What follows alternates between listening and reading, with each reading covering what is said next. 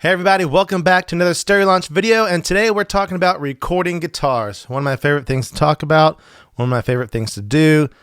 I'm a guitar player, so I'm a little biased. If you've been following along up to this point, you know that I've been re-recording a lot of my old pop punk songs I wrote back a long time ago when I only had a 4-track and all that stuff, so I'm wanting to make them sound kind of updated and like I always heard in my head. Now, if you're anything like me, anytime I'm recording something in the rock genre-ish, somewhere in the ballpark of rock, typically I'm going to want guitar sounds that are big and larger than life and all that good stuff. So today I'm going to show you my recording process, how I approached recording my electric guitars for this song, how I approached getting big guitar tones, and then also how I'm setting myself up at record time so that once I get to the mix time, I'm already set up to make those guitar sounds even bigger.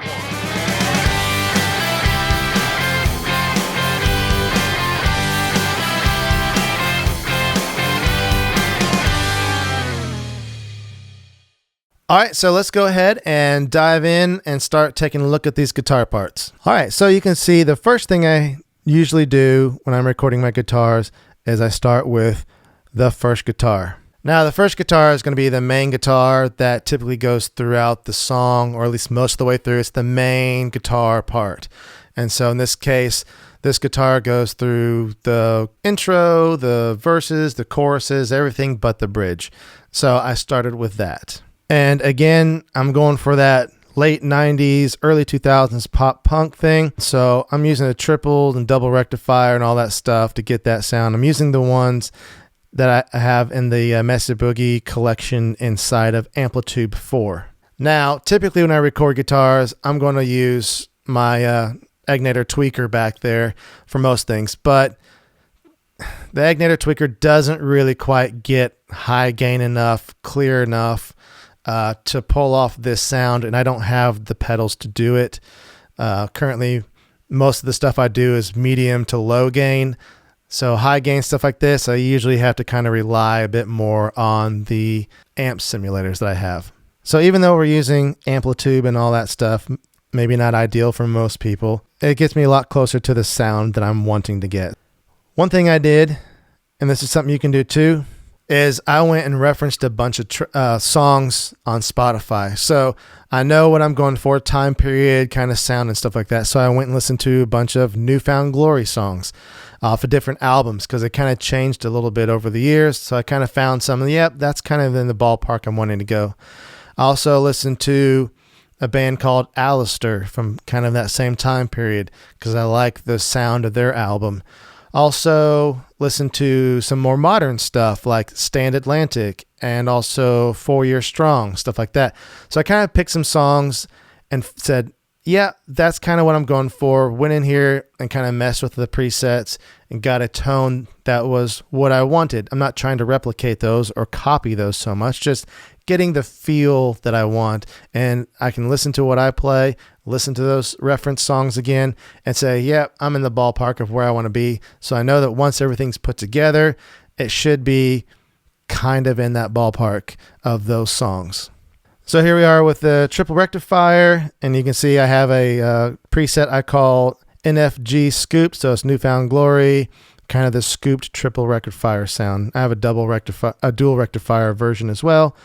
So, but we're using the triple rectifier version here, and this is kind of what that sounds like.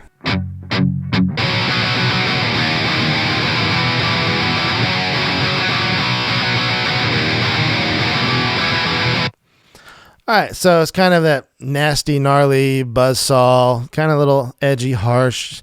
Some of that might be a little bit because the digital stuff, and we can tweak that a little bit later on. But for right now, that's really stinking close to what I want. However, because when I have one guitar track right now, if we listen to that in the context of the song, it's not going to sound very big.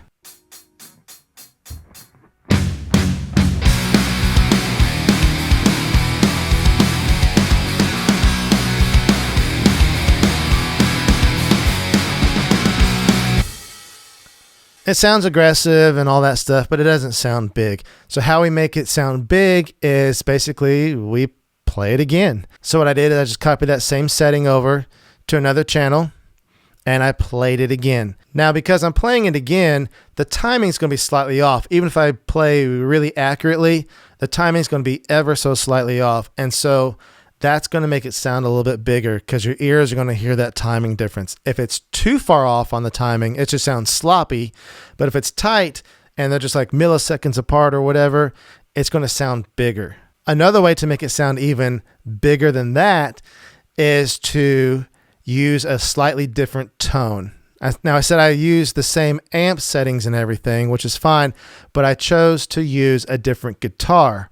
On the first guitar, I'm using a Gibson Les Paul with Burstbucker Pros. The second guitar, I'm using my Ibanez Talman with Seymour Duncan Fat Cats, which those are kind of a P90 in a humbucker size. So I got one, it's an actual true humbucker, one that's a P90 in a humbucker size. And so they're going to sound slightly different, related, but slightly different. And then your ears can hear those differences. And because your ears hear differences, it's going to sound bigger. So if you listen to those two guitars together, it sounds like this.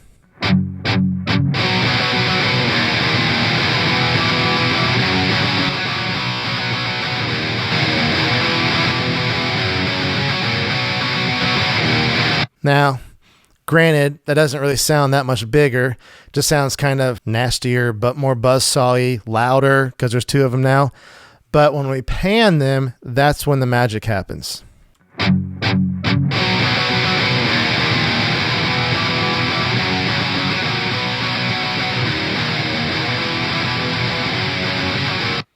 And so now your ears can really hear those differences because one's on the left side, one's on the right side, and your ears can better distinguish between the two, and it sounds bigger and wider and all that good stuff. So to make it even sound a little bit bigger during the choruses, I just basically did that again. I played those same parts. A couple times I changed it just slightly, but I played the same parts, one with the Les Paul, one with the Talman with the Fat Cats, and I chose a different amp for these parts. And so for this part, I used the Amp Roots 5034. This is the Amp Sim by ML Sound Lab that they did together with Fluff, the guy on YouTube. This is the free version and all that stuff. So if you haven't checked it out, you might want to go check that out. I just made these. This amp sounds completely different. Using this for just kind of little low mid stuff. Add a little beef to this sound.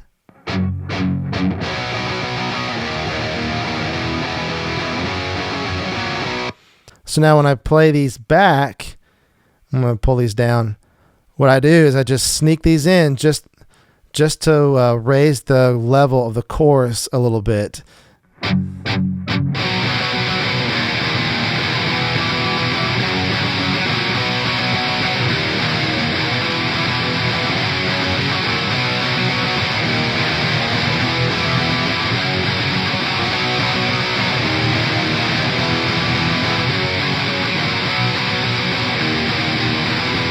So I may tweak that a little bit at mix time, but the idea is just they're not going to overpower the original ones. They're just kind of supporting and coming underneath to give them a bit of a lift, beef them up a little bit and all that stuff. So that's what I'm doing there. And again, that's going to make it sound bigger because we have more guitars, more slight timing differences without getting sloppy, and it's just going to sound bigger. Another thing that can make guitars sound bigger is to have some sort of lead or melodic thing going on because that adds another dimension to the guitar sound. So in the intro, I have a lead part and it just kind of helps make everything sound really big so that once we go to the first verse, it kind of comes down again because I take out those guitars 3 and 4 and then the lead goes away. So it kind of comes back down some.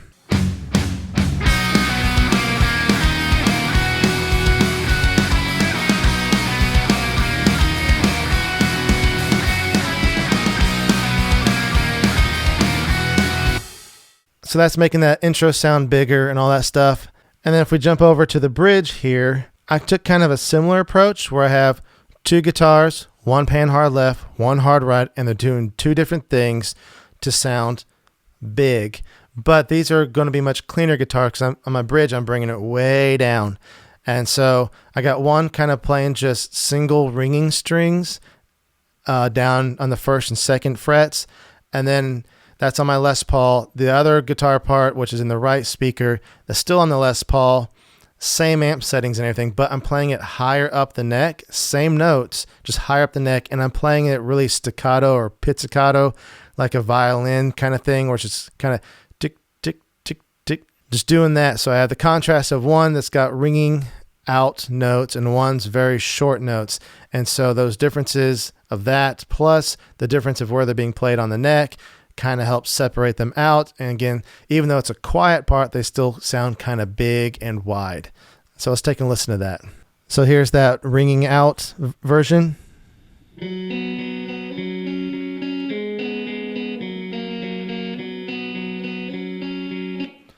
And then here's that kind of pizzicato version.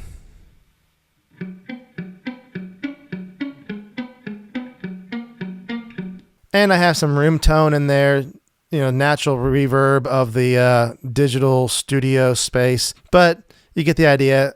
It's another contrasting sound.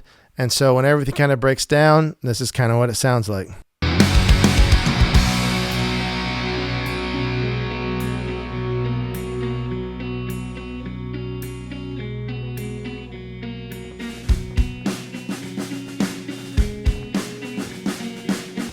Kind of a cool effect. The name of the song is Wasting All My Time. I thought during the bridge it might be kind of cool to do something kind of like a clock ticking sound or whatever, just to kind of reference that.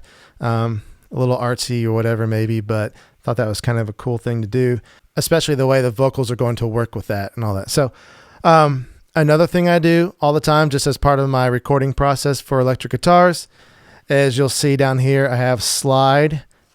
That's not slide guitar like blues slide guitar. That's like pick slide guitar. So here are the pick slides. And then in context. All right, still a little rough, a little raw, but I'll duck those down. So anything like pick slides, feedback, any extra kind of noises or something like that, I generally record those on separate tracks on their own. It's usually like near the end of the guitar recording process, because the rest of the time I'm focused on getting really good performances of the main guitar parts, making sure my timing is good, making sure my intonation's good, everything's in tune, and I'm playing it well and performing it well and all that stuff. That's what I want to focus on then. All the noises can be done later.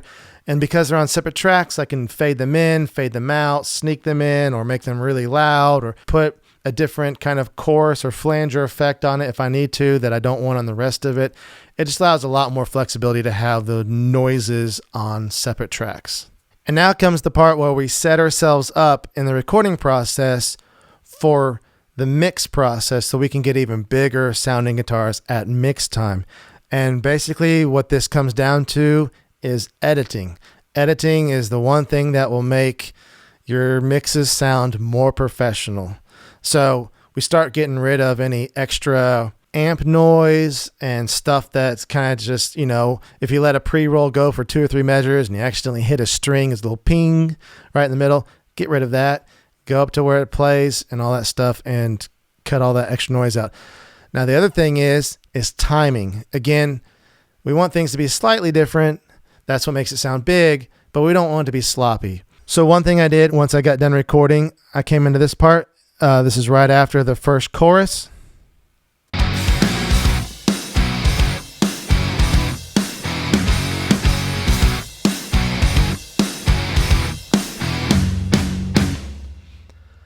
Right, I had that kind of breakdown going on there, and I just went in and I adjusted the timing of those hits, especially the downbeats. Not necessarily locked to the grid. I just want everybody playing at the same time, because if I come in a little early on one of the hits, on one of the guitar parts, and I come in a little bit late on another guitar part, then now there's actually kind of a big discrepancy.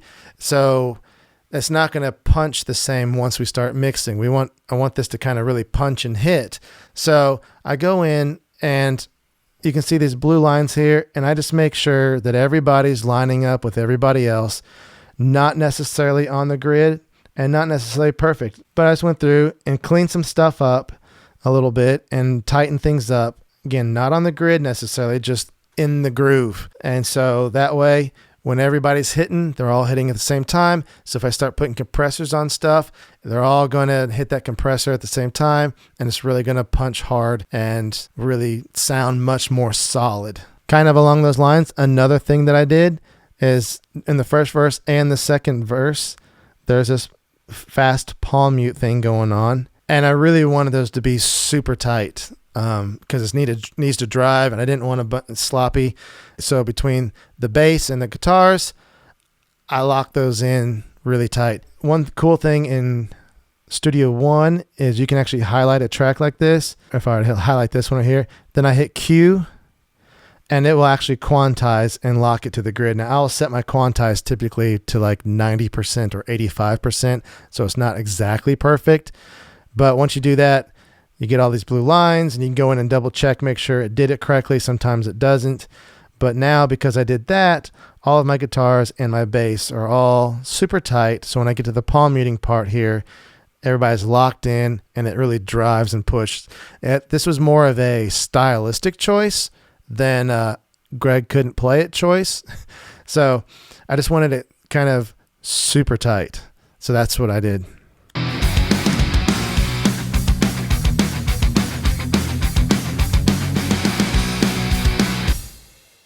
And again, I didn't go through every downbeat of the whole entire song and lock everything into the grid, just a couple of key critical places. And a lot of the times when I'm playing the big chords during the verses or the choruses, when I was playing, I was really concentrating on being in time and playing with the other parts and everything. So those are already pretty tight. So that's basically how I approach recording guitars. Start getting the tones you want. Typically you want to start off with big guitar tones. Use reference tracks if you need to or want to, just to kind of dial in that sound, make sure you're getting what you want and what you need. And then start double tracking, panning left and right with slight differences. Choose a different amp if you want to, or EQ your amp a little differently, or choose a different guitar like I did. Then if you want to do it again, choose another amp and do it again, and it's going to sound even a little bit bigger. And don't be afraid to add little things on top here and there, little ear candy things to add different layers and to give the ear something else to listen to. That way it'll sound even bigger, and you can pan those as needed once it comes mix time. And of course, like we talked about near the end, go ahead and edit, clean up those guitar tracks, any extra little noises like that don't need to be there. And also tighten up the timing if you need to. If you came in a little early someplace, just nudge it over, put it in time. If you come in a little late, nudge it over, put it in time. If you want to do something like I did, like on those palm mutes, and you do a stylistic choice, if you want it just locked in on the grid and everybody's super tight, quantize it if you want to. So all those things put together are going to give you much bigger sounding guitar tones on your song. Let me know in the comments down below which of these tips is your favorite. Maybe you already use it, maybe you just learned it for the first time, or maybe you're going to use it on your next project. Let me know which ones you think is the most helpful for getting big guitar tones in a song. Also, since you're watching this video, I'm going to assume that you record electric guitars, or at least want to record electric guitars at some point. Today, I showed you how I did it in Amplitube. There are a bunch of other ways to do it. I record guitars in different ways depending on the project and the sound I'm going for. If you're like me, I generally prefer to use the tube amp, but even though that one's only 15 watts, it's still crazy loud when you crank it up. If I can only record in the evenings and my kids are asleep already, can't do that. Maybe you live in an apartment complex and you got neighbors that complain because the half-stack Marshall's just a little too loud. Make sure you check out my free guide, 5 ways to record loud guitars at home without waking the kids or upsetting the neighbors.